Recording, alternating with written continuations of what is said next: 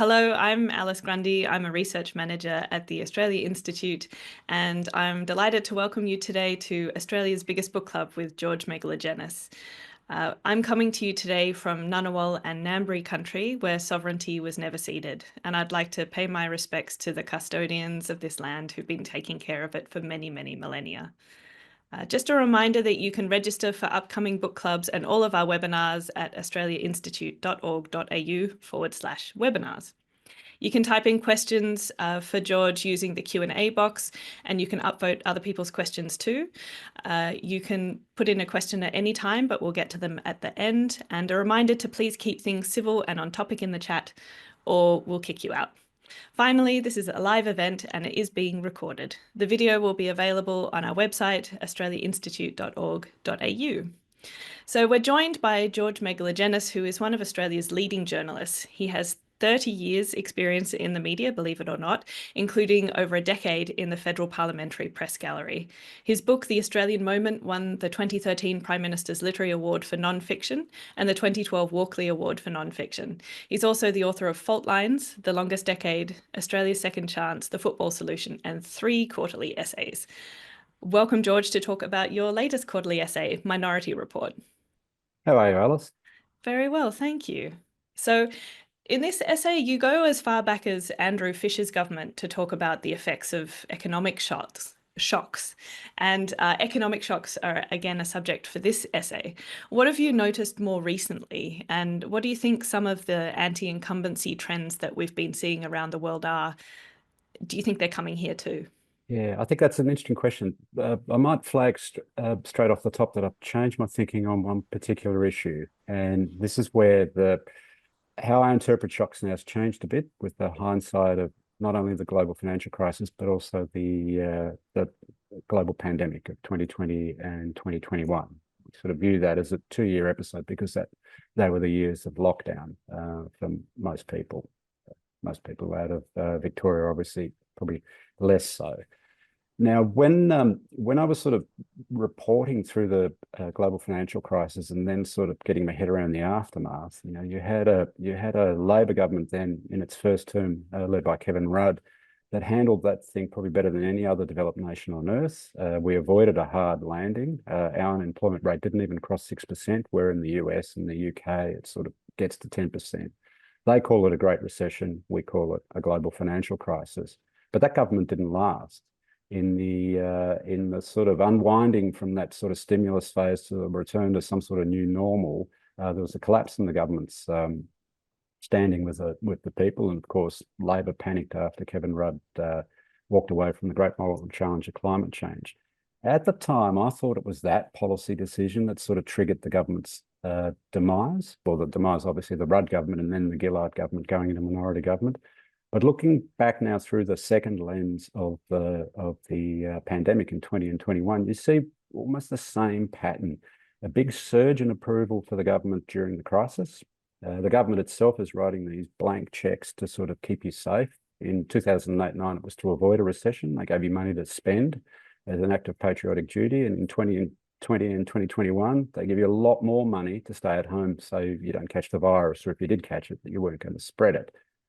Both those governments look really, really good in the crisis. And when we look at the sort of survey reports on trust in institutions, trust in democracy, trust in the federal, state, local government, judiciary, police force, even media, maybe not so much media, they all surged during the crisis and then come back to sort of their pre-crisis, more cynical levels after the crisis has passed. And so having now had the benefit of that sort of second global shock case study, I sort of now detect a trust bubble, a boom and bust in trust. And that is the rally around the flag during the crisis. The aftermath is really, really scratchy. These things almost now have a wartime quality to them. Famously, both Bushes, George Bush Sr. and George Bush Jr., achieved approval ratings during the first and the first Iraq War and September 11 around 90%.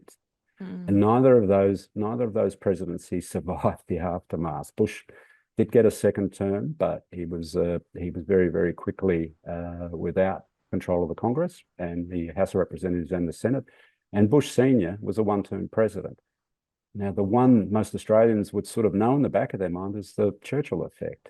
Great wartime leader, first election after the end of the Second World War, they punt him for a Labor government, first majority Labor government in the United Kingdom.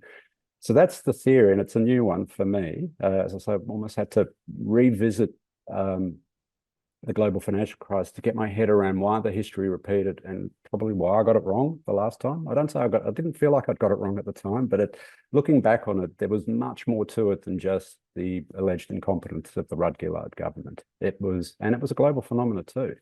Governments were falling all over the place. Didn't really matter about their length of tenure. And this is in the aftermath, by the way, not during the shock itself. And we know now, looking back through 2020 and 2021, we had 5 state and territory governments stand for re-election. They all got back comfortably. And in WA, there was a landslide. Since reopening in 2022, we've had 8 elections, including a federal election. 5 of the 8 governments got thrown out. So we're in that anti-incumbent cycle in the aftermath of a global shock that is, weirdly for the household, a positive income shock because of all the money the government's doling out. But in the aftermath of that global shock, you've got the government trying to get the budget back into surplus. You've got the Reserve Bank increasing interest rates. You've got people wondering what the hell this good news of this soft landing is really all about, because it doesn't feel like that at the kitchen table. I think that's where we are now. But we are now in a third economic shock, really, of the 21st century. If you take the GFC, the health-induced recession, the pandemic, now it's the inflation shock. And inflation's really come straight after reopening. Now that shock, your history tells you, certainly your history in the 70s, it's very anti-incumbent. Inflation is probably more than any other sort of global force, a government killer.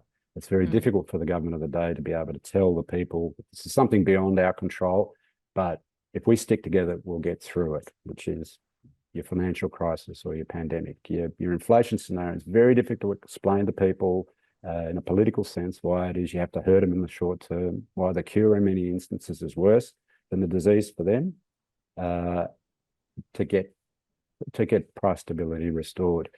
I wouldn't want to be a leader now. The easiest job at the moment in politics is that of opposition leader, because you just say, things, are you better off than you were a year ago, 2 years ago, 3 years ago? The answer is obviously no. But do you have a plan for the future? Well, that's usually a question they worry about after they win. Yeah.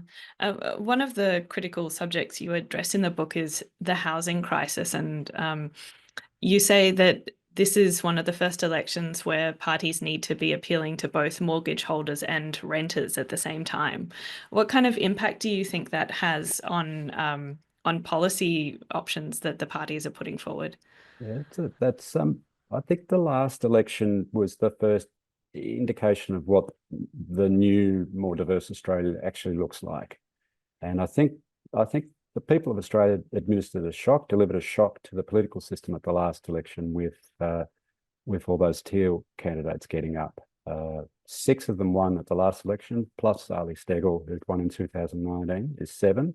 You count Lee, who's the independent in the electorate of Fowler, who took the Labor seat, a very safe Labor seat. That's 8 urban independents, plus 4 Greens. That's 12. So you've got a crossbench now, an urban crossbench, plus not Andrew Fowler, plus Andrew Wilkie, is 13.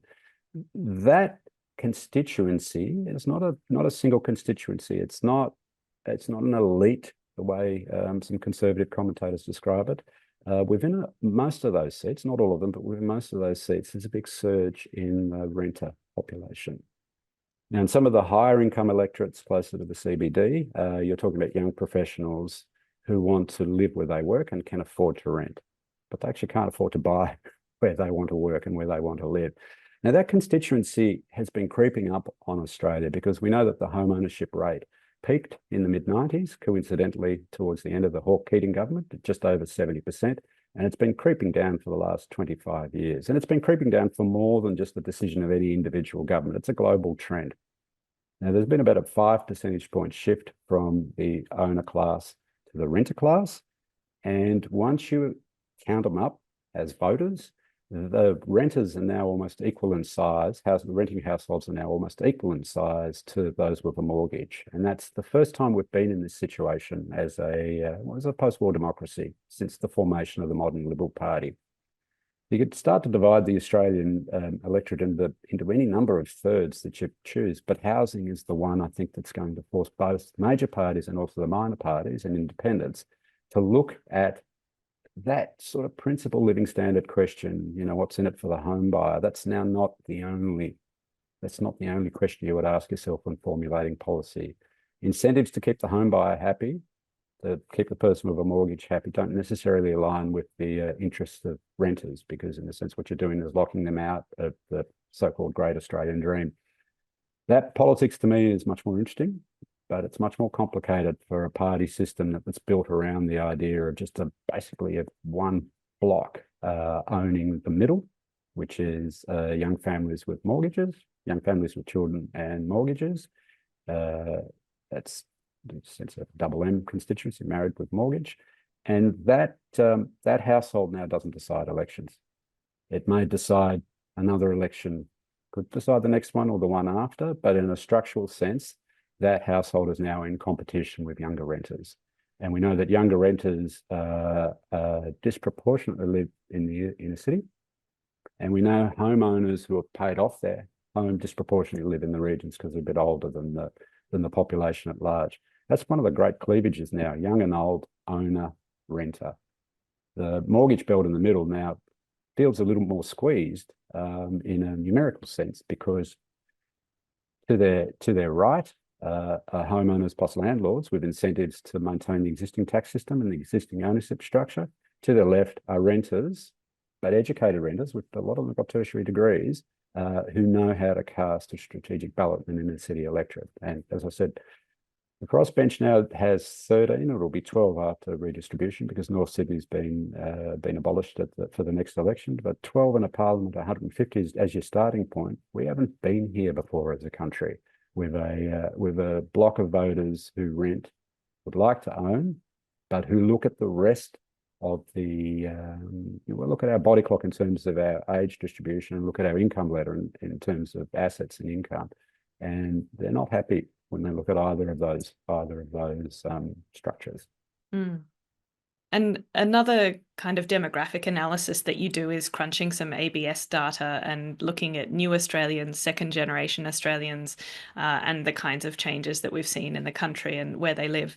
What did you uncover in your consideration of new Australians and second generation Australians? This is a funny one. So we've sort of been creeping up to a position of being a majority migrant nation again. We're the first English-speaking nation that has either migrants or the children of migrants comprising the majority of the population. First one to return back to majority migrant status since the 19th century. So we're well ahead of the Americans and the Brits and the Canadians, and the New Zealanders are not that far behind us. They'll be next.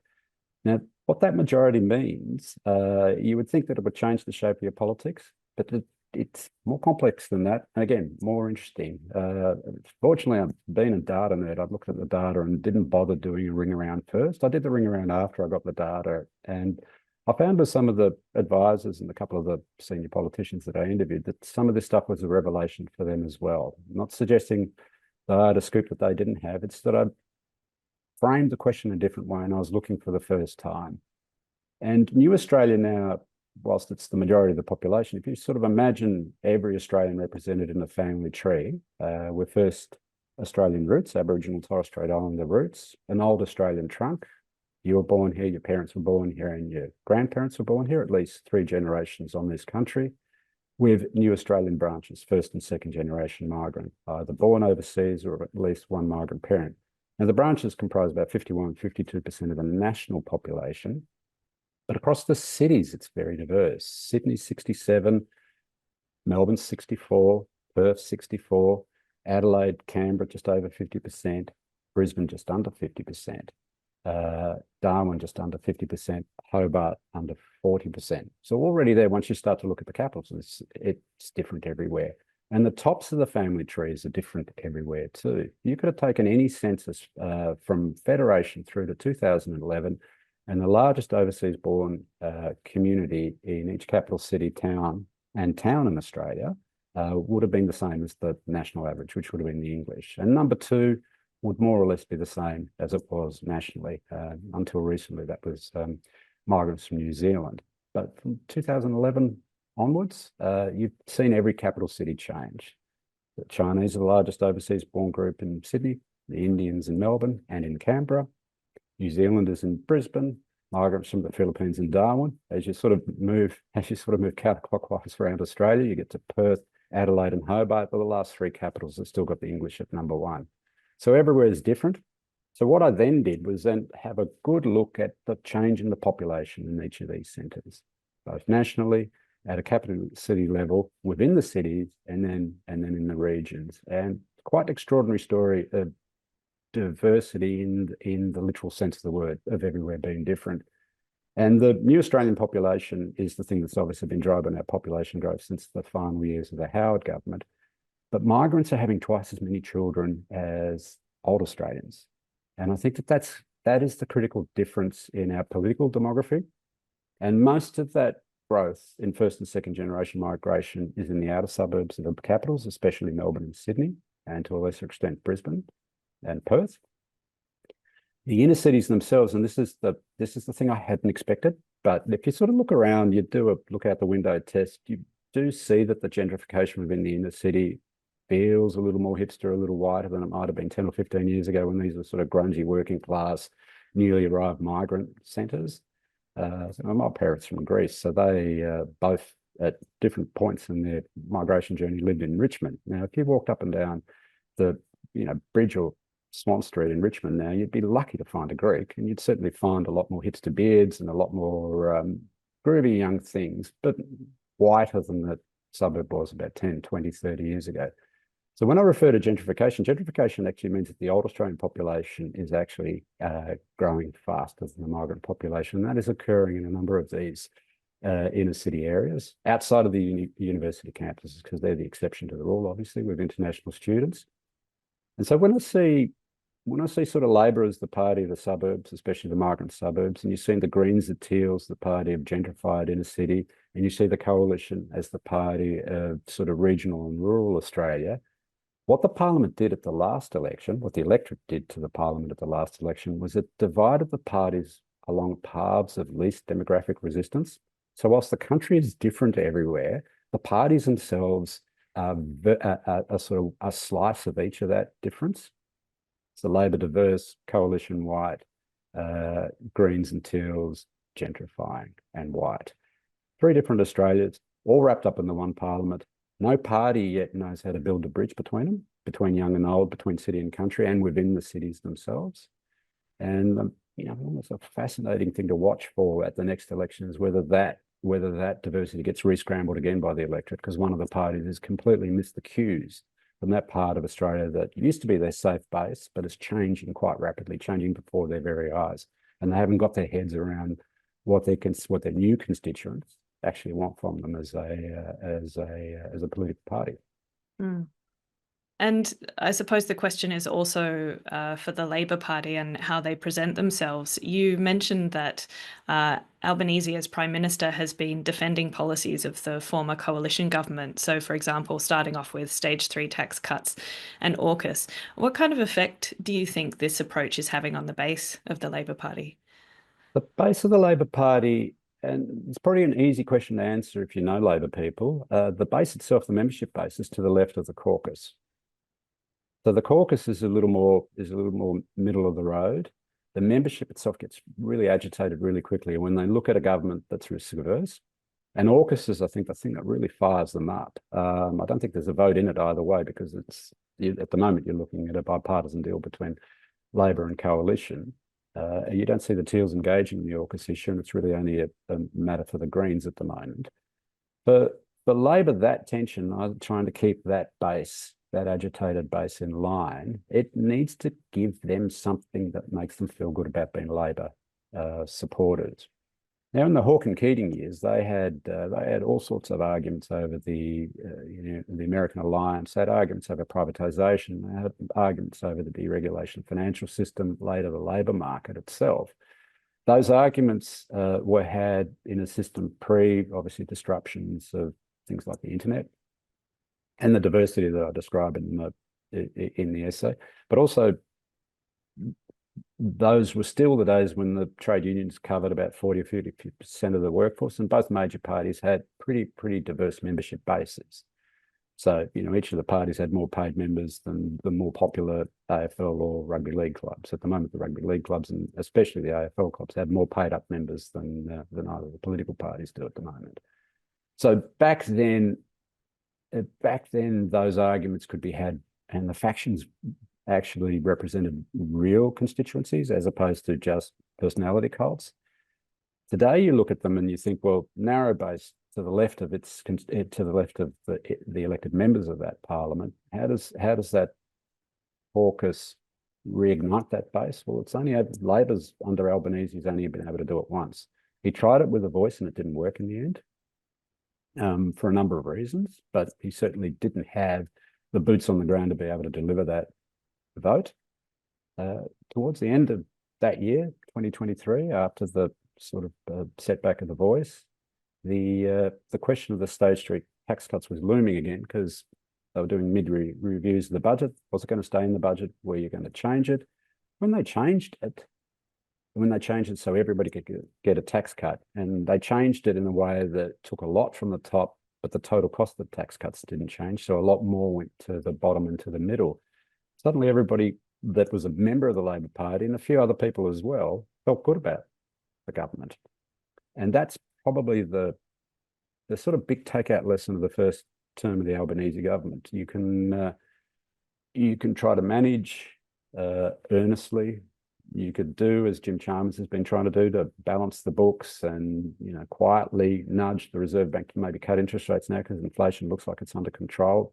Or you could do something dramatic, something that forces every other party in the system to respond to you on your terms, not theirs. And that was the story of the State Street tax cuts. You look just. I'll give you a hypothetical on AUKUS, because AUKUS is going to be it's almost a wild card at the next federal election if something happens in the US that forces a prime minister or an opposition leader to choose, basically, between an idea of Australia's alliance with the US and the reality of an increasingly unpredictable. It'd probably be predictable in his unpredictability in terms of the second Trump presidency. And if you've got either Australian leader, and this will be a problem for a lot of the allies, if you've got an Australian leader that is cowed by Trump, I don't think that will help them. If you've got an Australian leader that stands up to him, or at least defends our interest, you might see something really interesting happening in the polls. I don't know what that scenario will be, but AUKUS is certainly going to be a thing that both parties might want to dance around, because if suddenly Donald Trump says $300 and something billion, no, that's not enough, why don't you double it? And you're paying, you suddenly lose control of your national sovereignty at that point. And I think that is careful what you wish for on the alliance, I think, for both sides at the moment. Yeah. I'll be opening up to questions in just a minute. Before we get to that, I wanted to ask you about a few times in the essay you mentioned the term protest vote, and in particular in relation to the independents. And I was wondering if you could unpack a bit what you mean by the term protest vote. Yeah, so I think we look at a protest vote now as an attempt to disrupt a two-party system, traditional politics as usual.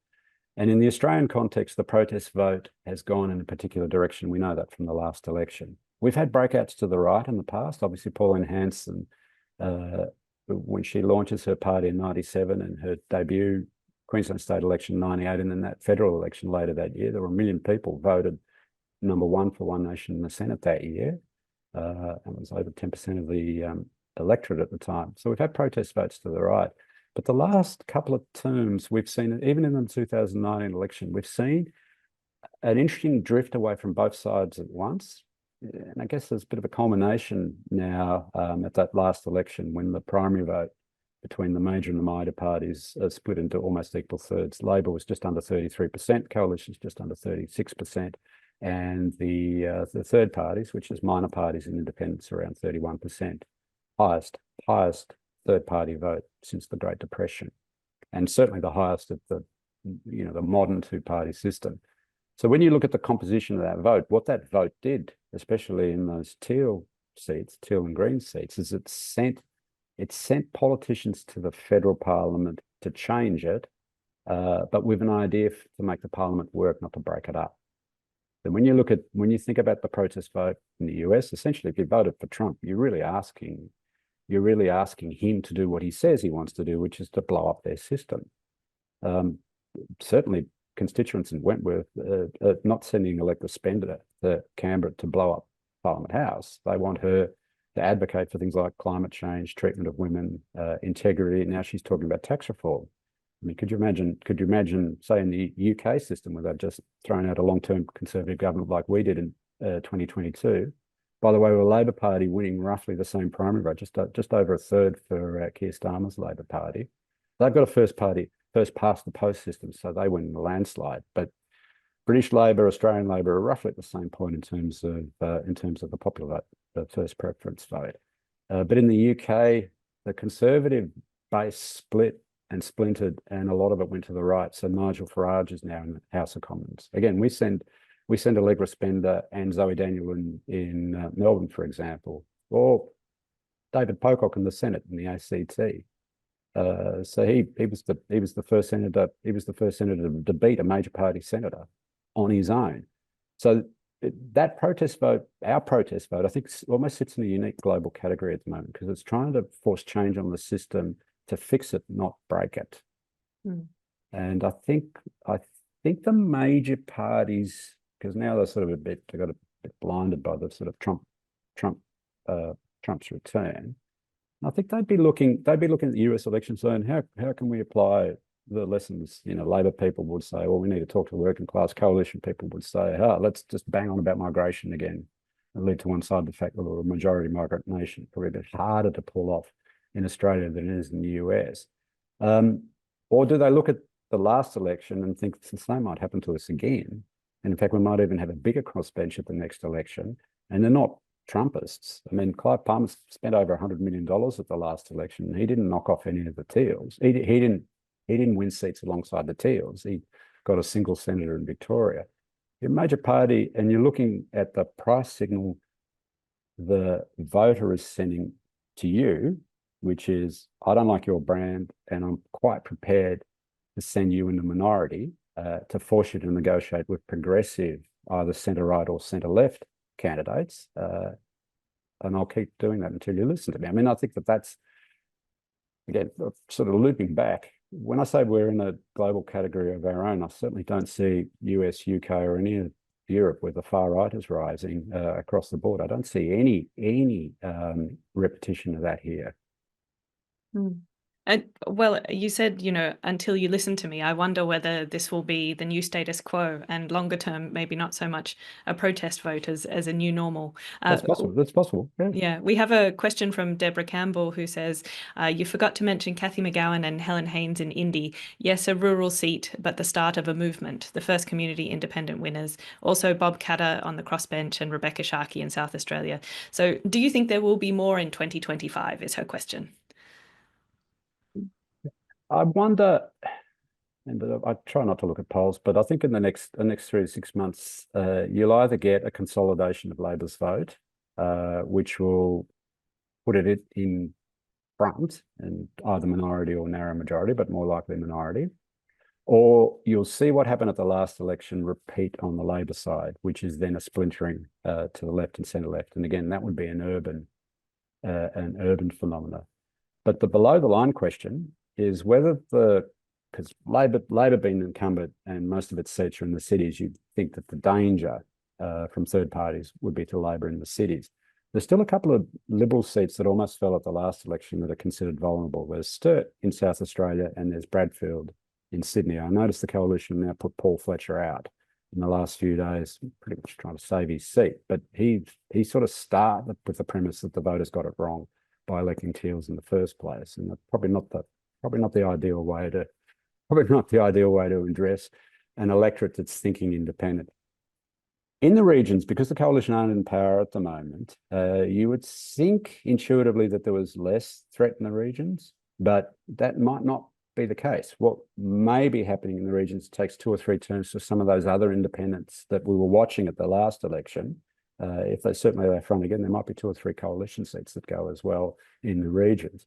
Now that parliament, if it scrambles in all directions again at the coming election, it doesn't really matter who finishes in front. They're looking at a negotiation with urban crossbench and the regional crossbench. So Albanese would be hoping, Regi, that he's still got a 7 in front of his seat count. He's 71, 72, and he needs 4 or 5 to pretty much guarantee supply, and then he can mix and match to get legislation through in the lower house. Don't even start me on the Senate. The Senate won't look the same as the lower house.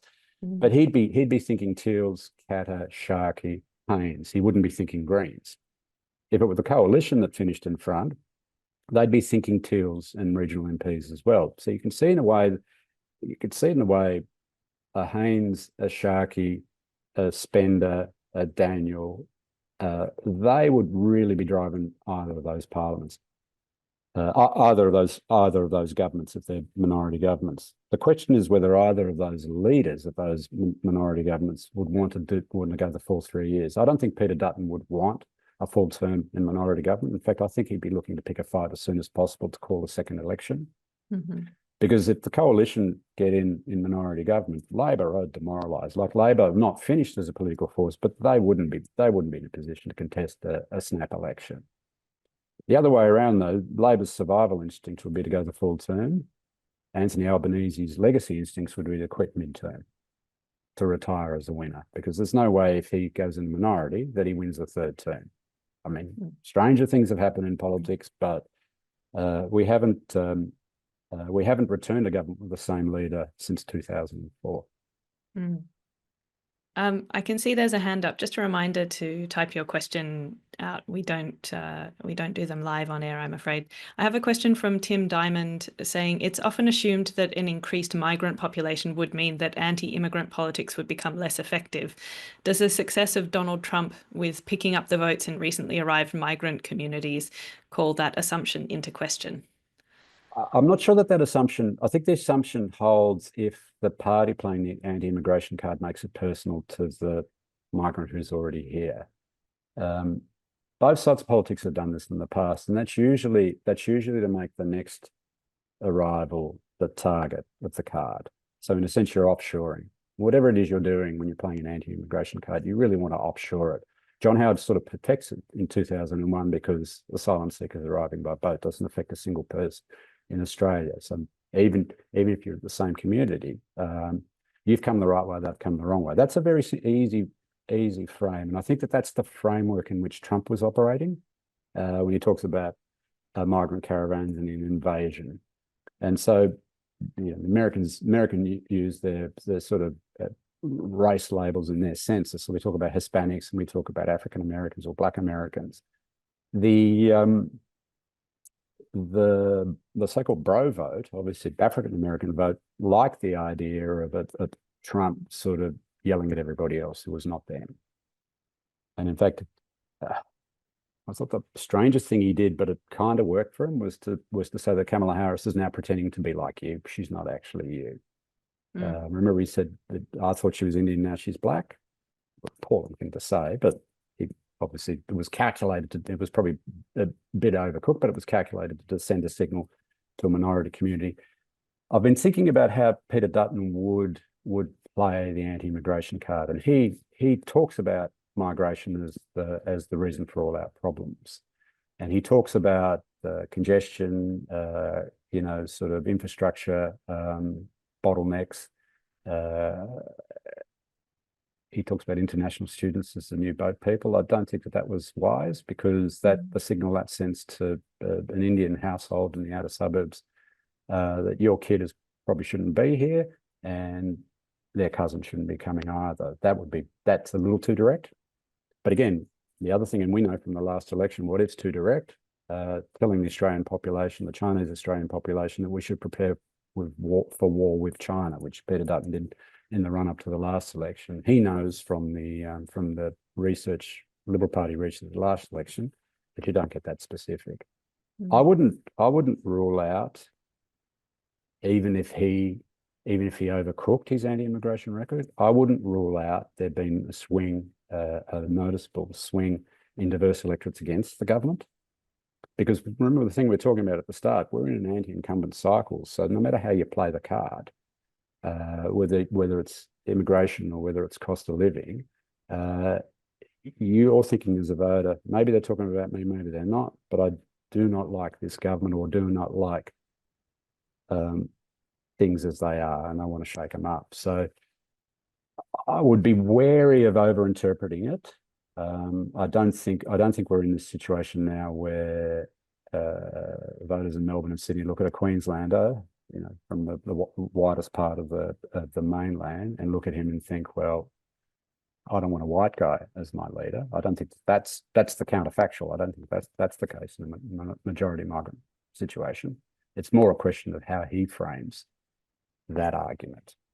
If you can depersonalize it, if you could talk to migrant communities in a way that suggests that he understands their needs, and their needs are not different to any other voter, which is service provision, able to get from A to B in a hurry, kids in decent schools, grandparents cared for in their declining years, and be able to afford a house.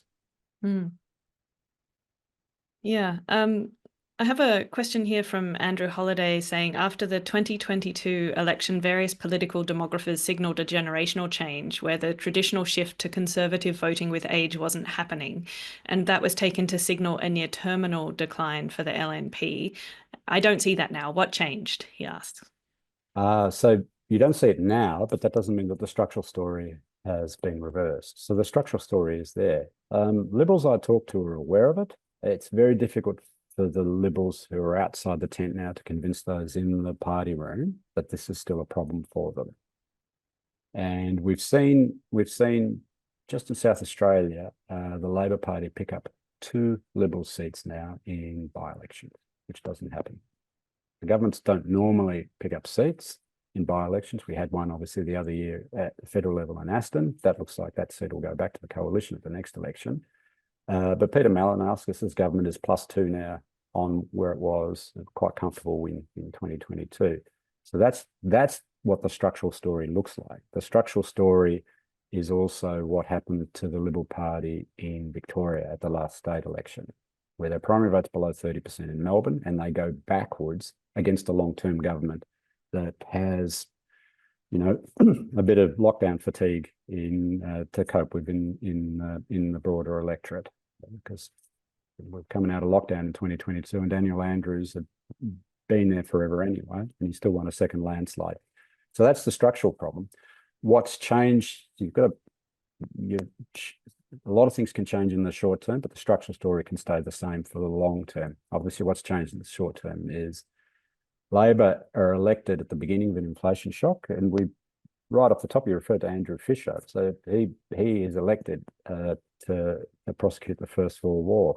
The next Labor government that came in from opposition was Scullins on the eve of the Great Depression. The next Labor government after that is Curtin's during the Second World War. The next Labor government after that is Whitlam's in 72 on the eve of the oil shock. The next Labor government after that, 83, is Hawke's with inflation and unemployment at 10%. And the next one after that is Rudd's on the eve of the GFC. So this sort of situation normal for Labor to walk in on a global crisis. But all the interest rate rises have occurred on their watch, even though inflation was pretty much at peak by the time they settled into office. So that's what's changed in the short term. And when I refer to inflation as a government killer, across the entire 70s in the UK, and this is really where it's the best example, and Australia's the next best example, and the US presidential cycle is the third best example. But in the UK, there's no two-term government across the entire 70s.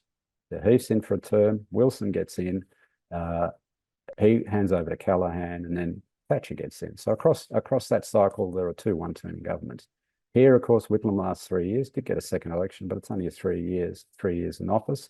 And then Fraser was in trouble pretty much, almost lost the 80 election. He sort of saved it at the end because Labor misspoke on capital gains tax. And in the US, after Nixon's impeached, Ford's beaten, and then Carter's only a one-term president. That is what inflation does to governments. It's almost impossible. It's almost impossible to run the economy, and almost impossible to demonstrate to the median voter, whoever that is, whether they're paying attention or not, that you're in charge when there's this other agency, a central bank, cranking up interest rates, and you're thinking as a voter, well, prices are rising and you're making things more expensive to cure inflation. Like, that's always been the disconnect in the inflation argument for incumbents. And it's a thing that Paul Keating told me years ago when we were looking back on the sort of period of his political apprenticeship, which is the late 60s, early 70s. And he was the last junior minister in the Whitlam government before it was sacked in 75. And he said the problem always with inflation was it's a fight over shares of the cake as the cake is shrinking. And that's always a difficult situation to govern in. And so what has changed? Well, inflation has changed the short term. The structural story hasn't changed, because we were just talking before about the renter. And that's part of the structural story. Now, there's some interesting data in the US. If you looked at it and didn't know the presidential election result, you'd say that the Republicans in the long run are suffering the same structural problem that the Liberal Party is here and the Tories are in the UK. And the theory is pretty straightforward. As you move from your sort of you move off uni campus into young adulthood, and then you get married, and then you married mortgage. That's when you sort of transition from left to right. That hasn't happened for about 20 or 30 years. So I can't remember the labels because I try to avoid some of those demographic labels, but pretty much everyone under 40, I'll go pretty much anyone under 30, the primary vote contest is between Green and Labor, and the Liberal Party are a distant third. And so the demographic analysis from what we've seen of voters at the moment, so that cohort, the home ownership rate is under 50%. And that's the first time that cohort has been under 50% since before the Second World War. So that cohort is going to take longer to acquire property. And when does the coalition vote come into the picture? Into their 30s, later in their 30s, into their 40s? Possibly never for some of them. Yeah, and that's the theory. And as I say, the short term is inflation, but the long term is still there. The structural issue is still there. Millennials like me are not growing conservative as they get older yet. And we'll see whether things like climate change mean that doesn't happen the same way it has for previous generations. We have a couple of questions about the media. Here's one from Peter Johnston, who says, is it a premise of your anti-incumbency proposition that generally voters are not tuned into the political environment and are only really aware of political matters to the extent that their personal lives are affected? If so, is this a reflection of media biases? I don't think it's a reflection of media biases. There's some good research from the ANU about where people get their information in regards to The Voice, and they also ran a sort of panel, a voter panel across the year. So they're tracking the same voter to see were they still yes or did they move to no. It's a very good exercise, and I recommend it for those nerds tuning in. But when they had a look at where people got their information from, yes voters, strangely, even though they didn't trust the media, were still getting their information from social media. They were younger voters. And that makes intuitive sense, doesn't it? You're not going to be, you and I, Alice, might be a bit different. We might still buy the odd Dead Tree version of a newspaper. But most younger people are consuming their media via whatever digital avenue they've chosen to filter their news. They don't trust the medium, but they've been able to figure out a way to vote yes at the last election. Now, as you move to older voters who are more likely to read newspapers than, and this is where I think this thing about media bias is a bit counterintuitive. Where you get older voters who are still likely to read newspapers, you would think, looking at newspapers today, they're a little more partisan than they were when I started in journalism in the 80s. But if the older voter is still reading, you think the older voter is still sifting information. But their views are pretty hard. You get a huge gap between 20-somethings and over 70s between yes and no. It's almost like two different countries that looked at the same question. So I'd be wary of that analysis. It makes intuitive sense to me that that media bias would, and there is an element of it now that there wasn't in the past. That's certainly granted. I'm a, I was at News Corp for 27 odd years, and I sort of left daily journalism in 2012, and Sky hadn't lit up yet. Sky After Dark hadn't lit up yet, but we were already in an era where politicians on both sides, by the way, were trying to force journalists to choose because the media itself had fragmented. In a sense, our subject matter wasn't giving us the benefit of our independence. They were just assuming that we'd have to pick a team. Most journos don't, and certainly in the press gallery, pretty much all of them haven't picked a team.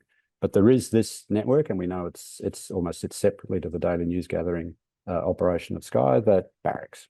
We know that the tabloids now look like they're barracking, but have they affected election results for the Melburnians? So the Herald Sun would run page after page after page. They even interviewed the steps that Daniel Andrews supposedly slipped off. Some scandal that most audience members won't even be familiar with, and he still won a second term landslide. I don't think the media has quite that impact. So yeah, back to the question about whether that feeds the cynicism of the electorate. What I don't know and what I'll never know is back in the so-called glory days when print circulation and classified advertising allowed every journo to feel like they were sort of masters of their round, and that the rest of the media cycle sort of responded to their exclusive, so-called. I'm not even sure that in those days we had the level of respect that we thought we did. So it may well be that the electorate itself hasn't changed, but the operating environment has allowed us to see more of the unvarnished truth of our audience, which is they're not paying attention most of the time. Mm.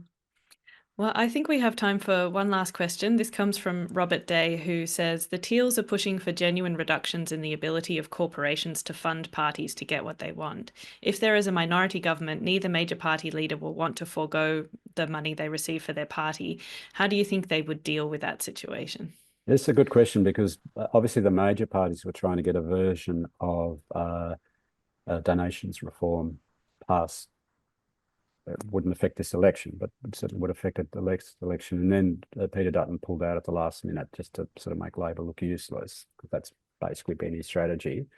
It's an interesting one. So the Labor proposals are pro-incumbent, even for independents, but it makes it difficult for a new entrant.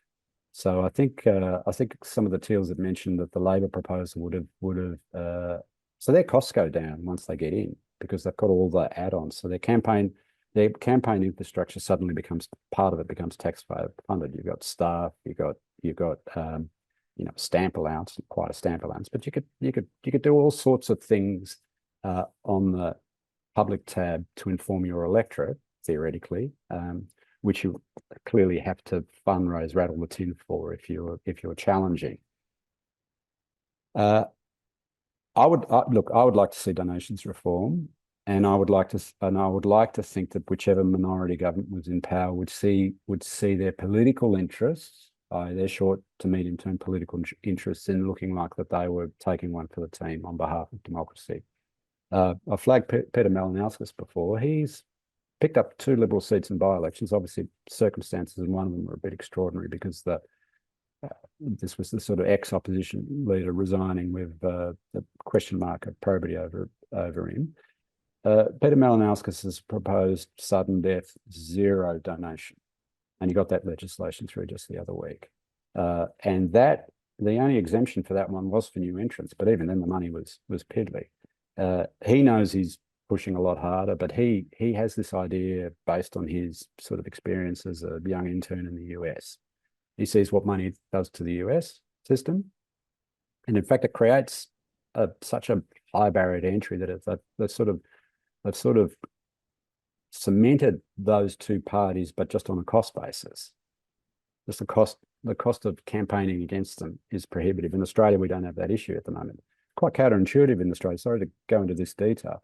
One of the things the teals discovered at the last election, which really terrified the major parties, is that the teals could operate on a $1 million donation, 1,000 volunteer model in an individual seat, but a political party contesting 150 of them didn't have resources off their narrow membership base. I mean, they would have to bus people in to do the campaigning. They certainly wouldn't have 150 million bucks to divide between 150 electorates. So that's, when you think about the major party incentive for donations reform in the long run is the same, because the minor parties can do something that they can't do, which is an on-the-ground operation. So who would move it? Well, it wouldn't be Katter. But Katter could move it because it wouldn't cost him a cent. Like, he's fine. One of the teals could move it, but who would pick it up? So would Albanese pick it up? At the moment, it looks like that Albanese would want to negotiate back with the coalition. Would Peter Dutton pick it up? Peter Dutton would take it if he could get a deal to knock off the unions. But I'm not sure that that's the way you'd want to go either. Sorry, I'm giving a long answer. It's a very complicated issue.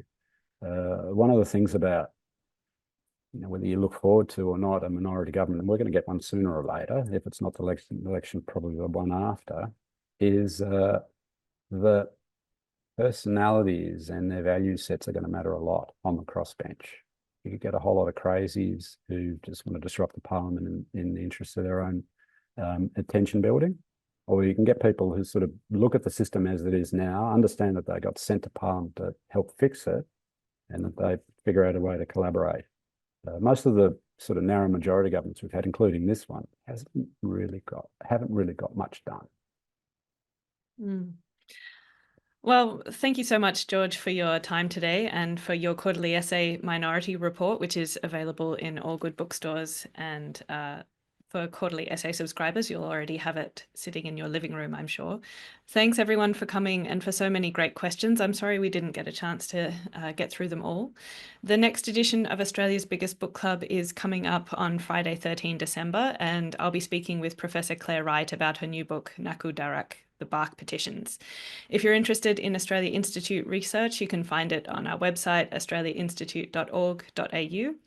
And finally, don't forget to subscribe to the Australia Institute on YouTube for our webinars and our podcasts, Follow the Money, Dollars and Cents, and After America. Thanks so much for tuning in. We'll see you next time. Thanks for watching. If you'd like to keep up to date with all our latest research and work, sign up to our newsletter.